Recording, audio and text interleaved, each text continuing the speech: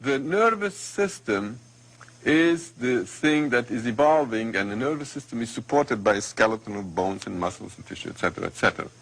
Now, the nervous system is that thing that gives us the picture of our realities. That is, our realities, that reality which you see all around you, the flowers and the chairs and the microphones and the teacup, is given to us by our senses. Yeah. We don't see light which is beyond UV and beyond infrared.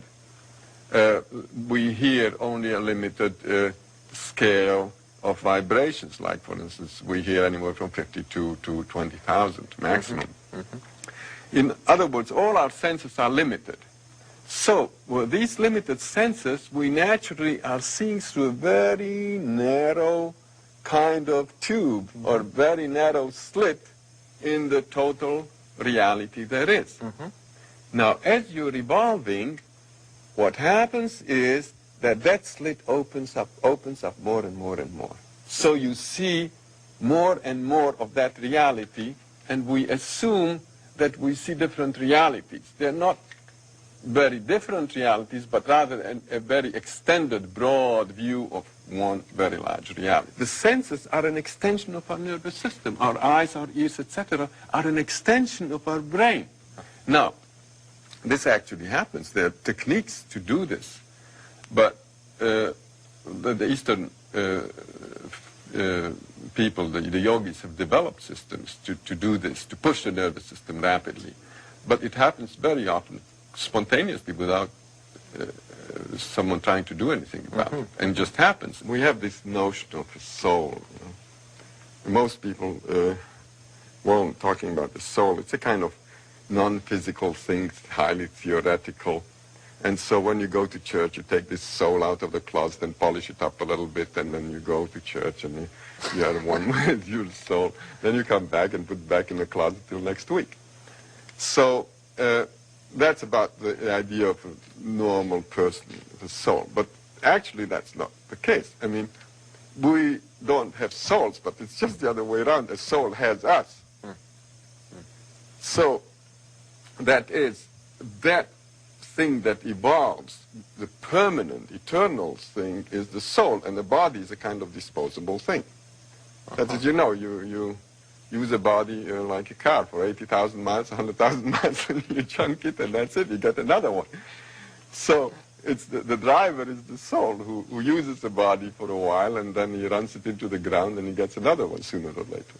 The soul is the repository of information that we gather during a lifetime.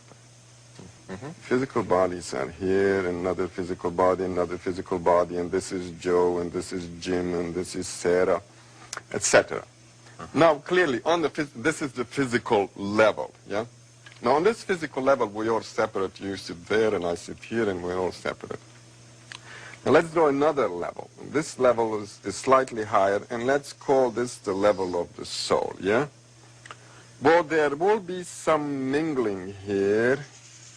Let's draw this person as extending to practically infinity this way. Now look what happens. At the physical level, we're separate, and there's this much distance between us. Let's say that on the soul level, this person extends this much, and the other person gets slightly mixed in with him. That is, the souls are in a way in touch with each other. Okay, they overlap, these two lines.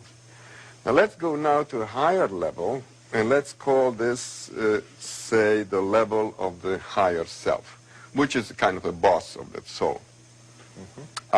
There, what we find is that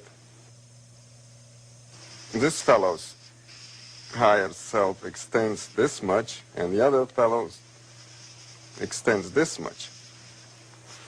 There is more overlap between them. Right. On the very highest level, which is the high spiritual level, we are basically overlapping completely. Everybody is overlapping everybody else. In other words, everything and everyone is everywhere. In other words, we've become omnipresent.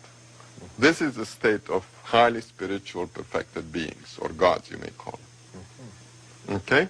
Okay, and so that we exist on all of those simultaneously. On all of those simultaneously, So then but we're not aware of it. And so whether we like it or not, we're all evolving towards Godhood. But you know, it takes eons, so don't hold your breath. Because at that point, you start understanding how the system works. And one of the good things about the system is that the system wants to teach you about itself. What does It's it a want good to teach you? system. Yeah? What does it want to teach you? Well, if you are omnipresent and you're all-knowing, that is the state which the system wants you to be in. Because the system is an intelligence or information-gathering system. And it's also freely distributing that information.